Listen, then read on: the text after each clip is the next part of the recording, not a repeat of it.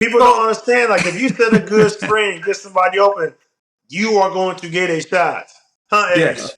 Well, in today's game, you're gonna create a switch to a slower person. So it still works to your feet. I love the fact, bro, that you're educating all of us on this podcast now, but the people watching as well. Because nobody, to your point, we always label him as a shooter, and that's so ass back because he's one of the best He hoopers does ever. way more than that. Hoopers, bro. Yeah, Hoopers. yeah. Hey, okay, talk about Jokic, bro. Like from big to big. I'm a big Jokic fan because he's European. Obviously, I ain't gonna get on that tangent. But what are your thoughts on Jokic? It's a bad boy, man. Bad dude. I mean, I watch him put the work in every day.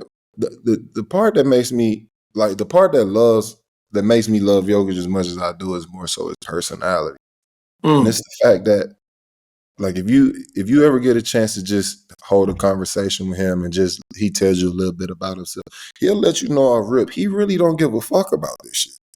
Like, he doesn't care at all. This is like his second or third, favorite thing to do. Maybe third or fourth. Like, it's most games where he's, dropping one of these crazy styles. He probably doesn't even want to be there. And that's the scary part about all of it. Like, that's crazy. No, it really is. When I was with Denver, our lockers were next to each other, and I don't remember who at the time had signed an extension, but I'm like, such and such signed it for his money. I'm like, man, yours gonna be crazy. He was like, cuz I honestly think I might retire after this contract. I said, and leave $300 million on the table. I said, man, you out your motherfucking mind, man. Like, I said, sign the contract and just get fat at worst. Like, but pass up on the $300 million. Like, no, you can't do that. No, don't do that. He like, cuz I just want to go lay in my I believe he called it like a valley or something like that. I just want to lay out there with my horses. I'm like, yo, them horses gonna be there, bro. Go get your 300. Get more horses. Go get the 300, bro. Like, this dude, man, like I said, cold-blooded, bad dude.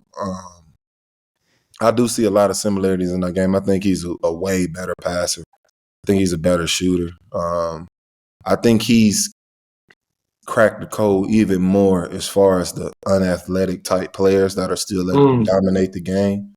There's been a few in our league, and I feel like it continues to get better and better. And you're starting to see it from, not only the guards and guys like Jalen Brunson, but also the bigs, like Jokic. So I'm always a fan of the guys that can't rely on the athleticism and really have to depend on, savviness, craftiness, using their skill sets. Yeah. Just, figuring out different ways of being effective. Those are the guys I appreciate the most in the game. And, that's why I'm a huge fan of Jokic. Ty, let me say this real quick, because I seen Jokic play one time live, right? And this is the coldest part about his game. He don't look athletic, but he's athletic. He don't look athletic, but yeah, his first step is way faster than what anybody thinks. And that's why he's able to get his jumper off, or he's able to get to the basket, because once he creates that angle with his first step, I was like, damn, that first step was hella fast. I was like, I wasn't expecting that. And I watched every time he got the ball. And when he got that motherfucker, his first step created an angle, and now they over here body you. And it's over with. Or now he jab you, you take that step back, and he hits you with the jumper. Yeah. His first step is faster than what a lot of people give him credit for, like thinking that he's just slow. He's not slow at all. No. Yeah. Nah. My last question for you, Book. Who do you think would be the next American MVP? Because the non-Americans have been killing the game. Have been killing the game. I mean, anyway, we ain't gonna get into that. But who's the next American MVP? I think it was gonna be Jason. He got hurt, but who you think? I think Anthony Edwards. That's a bad boy. That's a good one. We can talk all we want about the Euro and everything, but whenever he step on the floor, you know he on the floor. It don't matter who out there. So I think it's more so, about getting the right talent around him.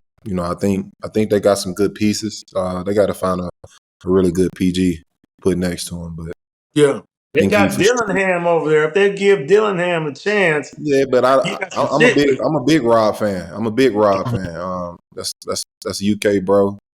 But Mike, you gotta, when you playing with a guy like that, like Anthony Edwards, you gotta put your game in the back seat. Yeah. It's not about your game. And I think young fella is going through that stage right now of figuring out how to, feature the star in the game outside of that.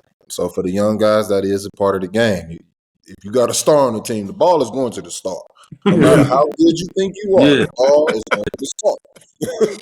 So I think Rob has a lot of talent, a lot of potential, but he's still figuring that part out. He got a good vet, Mike Conley, but it's going to be a progress. It's going to be obviously it's going to be something he has to continue to work on. But as far as him getting the results right now, they got to get a veteran guard that understands the game now.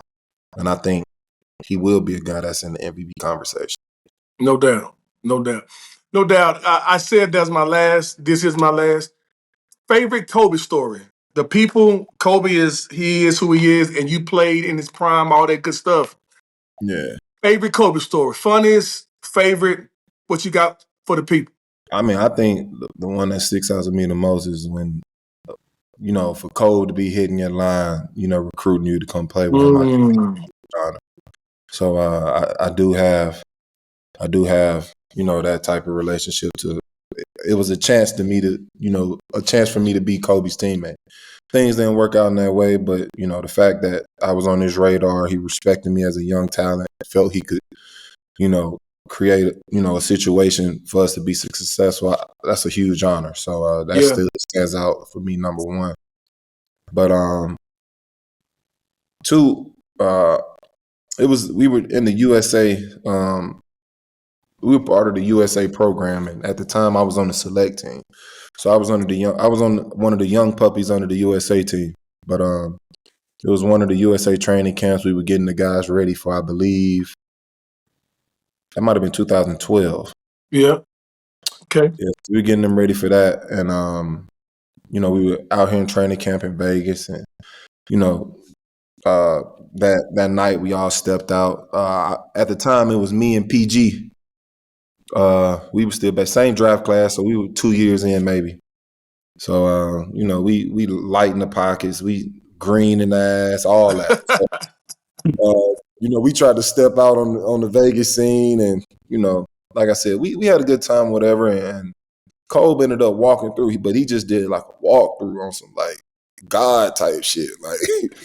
That nigga was floating like, bro, it was crazy.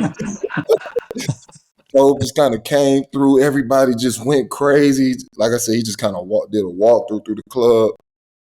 He walked past us. He saw me and PG. He chopped it up with us. He's like, y'all young boys, be safe, have a good time, be smart. Those are his exact words. So, we dap up. He pull off. He kind of leave the club. So maybe 15 minutes after that, we got 2 Magnum bottles of Ace of Spades pulling up to the table. We just like, whoa, like, so it's just me and PG. It's nobody. So the bottles come and we like, nah, hell no, that ain't ours. Man, them bottles probably running about 15 grand, like something crazy. Yeah. So I'm like, nah, be like, hell no, we ain't ordered that. Oh, they were like, oh no, this was from Kobe. He said he wanted to make sure y'all had a good time tonight. I'm just like, damn, like. So obviously the night goes on, we had a blast. But I just thought that was dope as hell. The Cole just being passed and take care of his young boys like that. And obviously it was nothing for him. That was gas money. But just for the vet, be looking out like that, I thought that was dope as hell. So that was a pretty cool moment too. Well, say, man, I hope and pray, man, these stories need to be out in media in different markets. on TV, whatever. Bro, Hmm. you have a phenomenal story, and I believe your next chapter will be way better than your first, bro. And I this is a appreciate perfect example why your ass need to be on TV somehow, some way, bro. it.